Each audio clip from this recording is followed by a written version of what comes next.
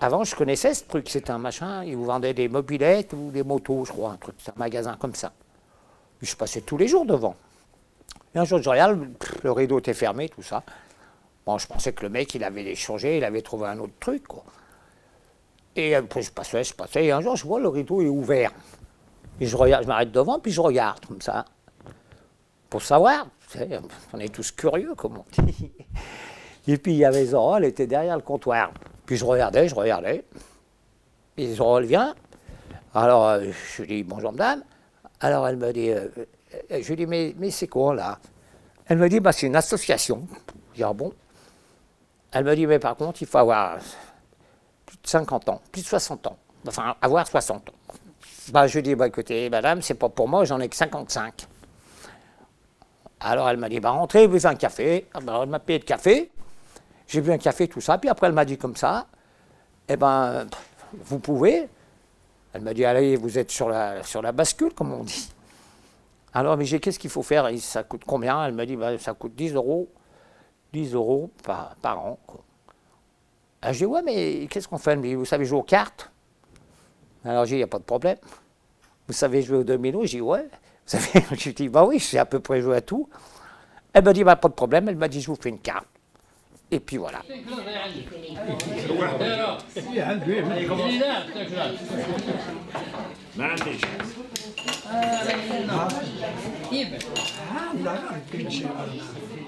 L'association Olivier des Sages gère des cafés sociaux avec pour objectif de lutter contre l'isolement des personnes vieillissantes, qu'elles soient d'origine française ou étrangère, puisque Lyon a quand même une très grosse population de personnes issues de l'immigration et notamment l'immigration du Maghreb. Donc nous avons effectivement un public en forte difficulté, que ce soit psychologique ou sociale. Ça peut aller des personnes qui se retrouvent totalement isolées en France avec de la famille au pays, ou alors des personnes qui ne savent plus vers qui se tourner. Et donc nous leur offrons un lieu de socialisation et de recherche de dignité pour retrouver justement cette dignité qu'ils ont perdue et redevenir des habitants, des citoyens à part entière. Bon, avec tous les problèmes qui se créent ici et avec la coupure qui s'est faite avec leur famille qu'ils ont laissée, si je pense qu'ils ont à peu près un parcours similaire. Je suis retraité, j'étais ancien chauffeur déménageur international. Ça fait 50 ans que je vis ici, depuis 1962. Puis depuis 1962 que je suis ici en France. Et avant, j'ai mes parents, et puis j'ai ma soeur qui est mariée, puis je viens chaque année, tous les 2 ans au pays. Presque 15 ans depuis qu'il est mort, mon frère et ma soeur, presque 15 ans, je n'ai pas été à l'Algérie. Ça me manque beaucoup, ça me manque beaucoup toujours. Avant, je travaillais dans le bâtiment. J'ai fait le manceau, le couvreur. Et j'ai fait tout, le finition, tous. Et je suis venu en France depuis 1962. Jusqu'à maintenant. Il y a 3 ans que je pars en Algérie. Avant, je partais, je venais ici, je repartais. Mais en 2003, ma femme, elle était vraiment malade, elle a voulu rentrer ici, en France. Et c'est tout. Je pense que l'année 2014, on devrait franchir la barre des 400 usagers.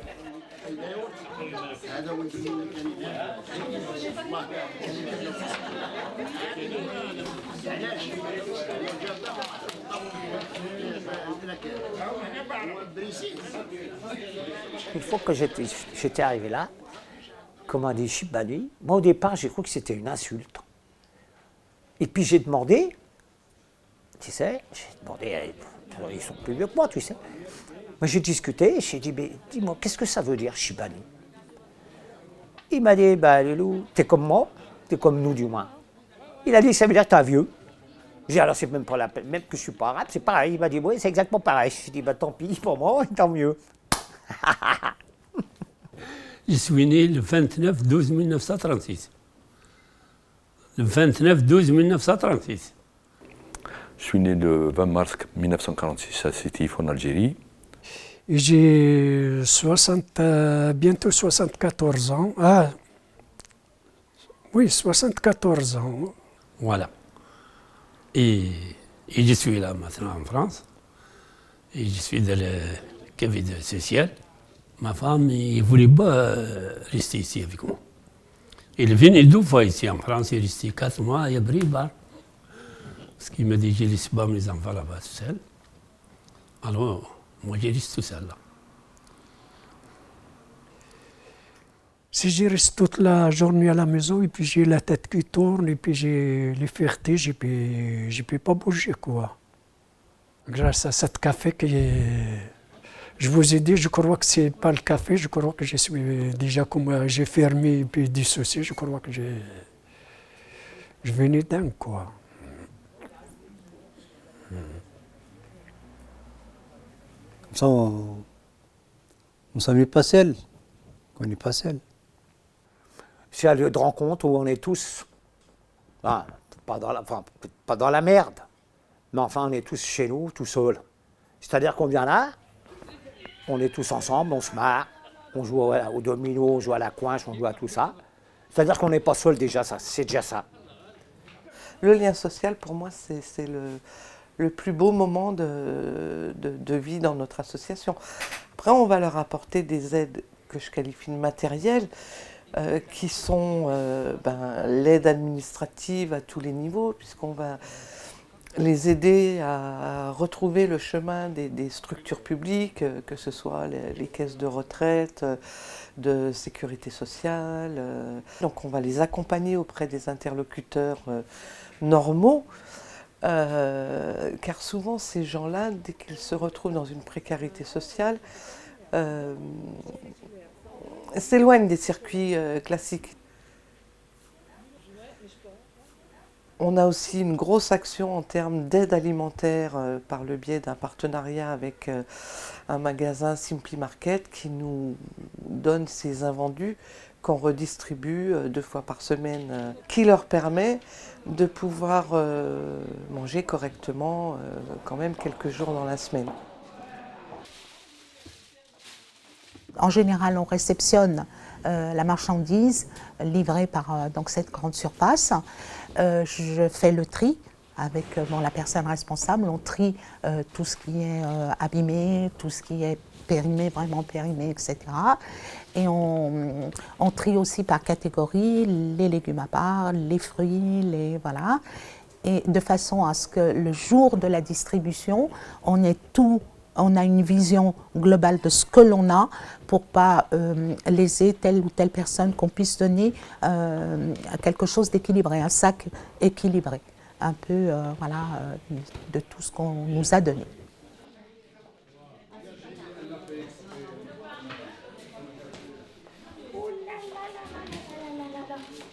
On n'a pas de prétention sur nos cours de français. Hein.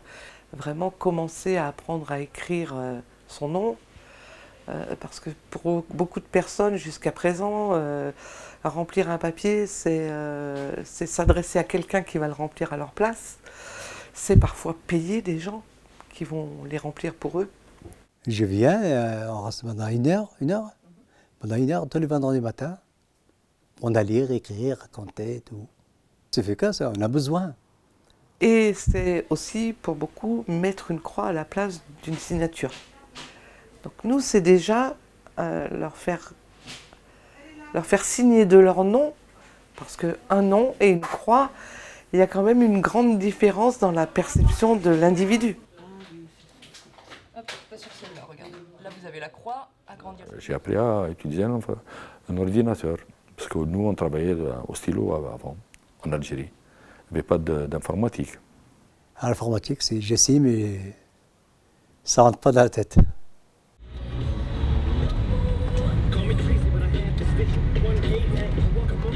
On a des activités à faire, on a fait des voyages, on a visité le Sénat, on a visité l'Assemblée nationale à Paris, les repas à thème et tout.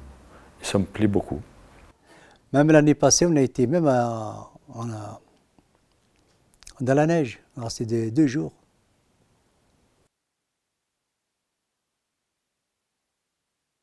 Et puis après, il y a toute cette partie de jeux, de sorties, d'accès à la culture, de découverte de la citoyenneté, de travail intergénérationnel. On a donc des jeunes bénévoles qui viennent pour le lien intergénérationnel, donc avec un partenariat avec le centre du Prado, l'ITEP Antoine Chevrier, avec des jeunes qui peuvent être aussi en difficulté et qui vont confronter leur jeunesse avec la vieillesse, leur recherche de connaissances avec la sagesse, enfin voilà, tous ces liens qui sont importants et qui font que petit à petit, tout le monde va se retrouver citoyen à part entière dans ce lieu.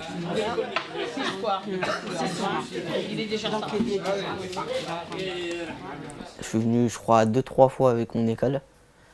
Après, je me disais, je suis venu voir en dehors de l'école comment ça se passait. J'ai découvert comme quoi le mercredi et le vendredi, il y avait des distributions. Et après, vu que le vendredi et le mercredi après-midi, j'avais jamais cours, et je venais souvent au café social pour les aider. J'ai appris à jouer au domino. C'est tout. Ils ont essayé de m'apprendre les autres jeux, mais c'est trop compliqué. On est des copains, je dis comment on joue la carte, des minots, on discute, ça passe le temps. Voilà. Dès que je suis en France, je viens tout le temps là. Sauf, presque tous les jours, ouais. Sauf quand je suis pas là, à l'Algérie. J'ai 2 pays là, et là il y a la France et l'Algérie. J'ai vu les 2.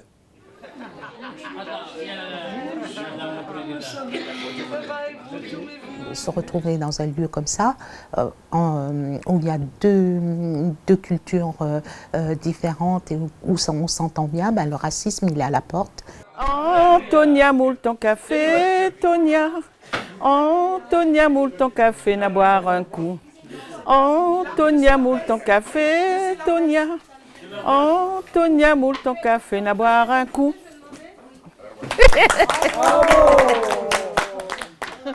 C'est formidable, j'aime ce mot, je trouve qu'il s'adapte vraiment très bien au café social. C'est parce qu'on a une équipe formidable et on a des adhérents formidables. Et en fait, nous, notre gros travail, je crois que c'est de rendre ça visible. Parce qu'en fait, ils ont tous beaucoup à apporter. Et moi, je dis souvent que le partage, l'échange, je crois que ce sont les maîtres mots dans cette association, le partage et l'échange. Pour des mecs qui sont comme moi, comme tous ceux qui sont là-dedans, on sort de, je sais pas comment on peut dire ça, on va dire ça comme ça, de l'isolement, voilà. Où j'ai parlé bien là. Sérieux, c'est vrai.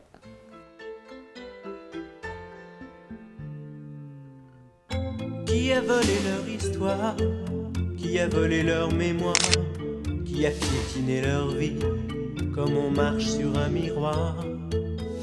Qu'ils aillent, ils sont tristes à la fête, ou qu'ils aillent, ils sont seuls dans leur tête.